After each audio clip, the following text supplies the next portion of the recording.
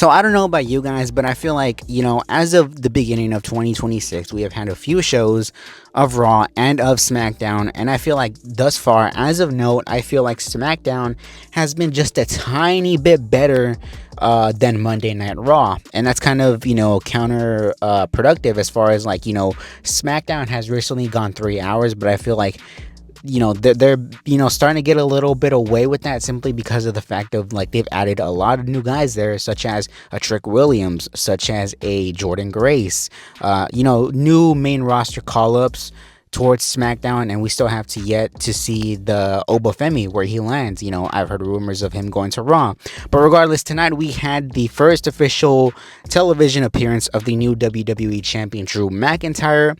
He comes out here to kick off the show where he essentially shits on the crowd for not being there, for not supporting him, for not having his back during hard, difficult times.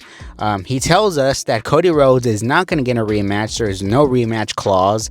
He has to go to the back of the line. They've already started this whole, mini sort of tournament, the Fatal 4-Way tournament to try to crown a new number one contender for Saturday night's main event for the Royal Rumble. And I've had sort of my opinions as far as that goes, and you could kind of easily tell who's going to win this simply just by the location of where everything takes place. But regardless, we had that. We also had Randy Orton come out here to interrupt Drew, and he gets interrupted by Jacob Fatu. Jacob Fatu gets a massive reaction, a massive pop here. And simply stated as well, Jacob Fatu has become easily one of the main top guys there on that SmackDown brand, simply for the fact of I see Jacob Fatu. I don't really want to compare two and two together, but I see Jacob Fatu almost like an Umaga type character where this guy, he's unhinged, he's crazy, he's just out of his mind right now, and it really doesn't matter like who it is, babyface or heel, he's just gonna come out there and kick some ass, which is really refreshing, and really refreshing to see him and Cody, because we had that as well here tonight. But regardless, we had Randy Orton and The Miz. Obviously, who's going to win that? Such a surprise there. Randy Orton gets the win there. Randy Orton advances to the Fatal 4-Way. We later on had Trick Williams and Matt Cardona. Trick Williams simply by his song, right? This is why music is so important in wrestling. Simply by a person's song, they're over as fuck. And I'm not saying Trick Williams is just an entrance like Jey Uso. I'm not saying that. But I'm saying, the entrance music and everything adds to the presentation, which then adds to the actual wrestler's aura, which, makes people want to see the fucking product. You know what I mean? It's not that difficult to put one and one together. I mean, take for example Kid Wilson. Kid Wilson is literally the bottom of the bottom barrel, but that motherfucker is over simply for the fact of his music. And regardless, Trick Williams got the win here. He goes on to the Fatal 4-Way. We later then had Solo Sikoa against Damian Priest. Obviously, if you kind of watch the product here, Solo Sikoa is involved with the Wyatt Six. So obviously, it was just a matter of time before they got involved and helped Damian Priest indirectly win that match. So now we have 3 there. And later on, we had the main event between Sami Zayn and Ilya Dragunov, which was a rematch from their, Open Challenge, US Open Challenge series. And we had Sami Zayn get the win there. So he goes on to advance to the Fatal 4-Way. So now, currently, as it stands, it's Randy Orton, Trick Williams, Damian Priest, and Sami Zayn. Saturday night's main event is taking place in Montreal, Canada, which obviously is, hometown turf for Sami Zayn. And the winner of that match goes on to the Royal Rumble in Saudi Arabia to face Drew McIntyre, which Sami Zayn is incredibly over there. So it doesn't really take a genius to put one and one together as far as who's going to win this whole entire thing. Plus, we had a segment in the back with Sami Zayn and Drew McIntyre, essentially kind of teasing the direction there. So I think that's what's going to happen, is going to be Sami Zayn against Drew McIntyre for the WWE Championship. Does Sami Zayn beat Drew McIntyre at the Royal Rumble to become WWE Champion? I presume not, because I don't really think that they want Sami Zayn heading into WrestleMania as the WWE Champion. I could be wrong, though. I could be 100% wrong, and maybe Sami wins and maybe Cody ends up going after Sammy at the Elimination Chamber. Maybe we see that edge that we saw here tonight, because again, Cody Rhodes came out here tonight, and really this was probably one of the better Cody Rhodes promos that we've seen in a while.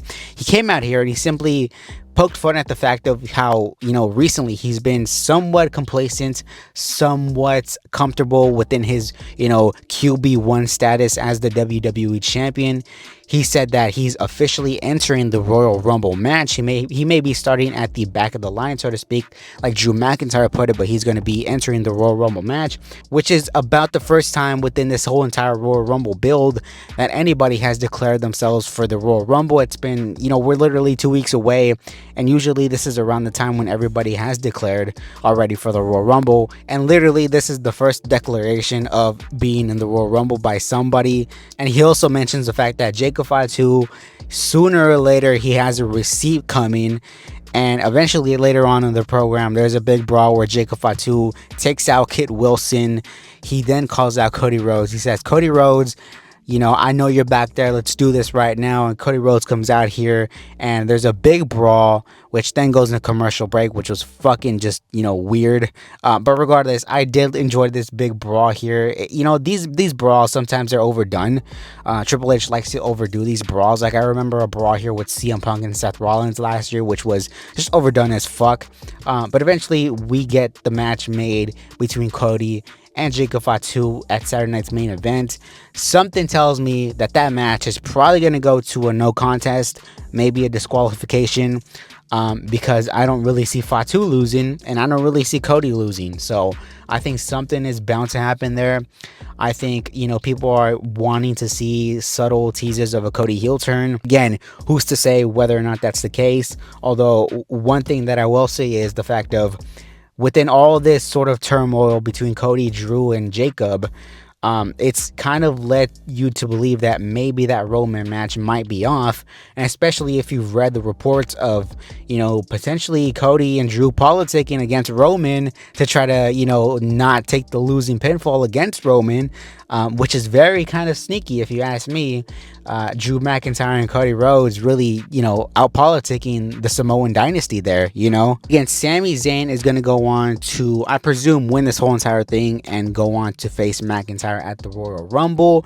We also had Carmelo Hayes against Leon Slater. I had no clue when they announced Leon Slater, his entrance music, who this guy even was. I simply just remembered him from the Saturday night's main event a few weeks ago where John Cena retired. That's not to say that these two guys had a terrible match. They had a great match here. Carmelo is slowly but surely getting over as a babyface, as a top babyface in that SmackDown division.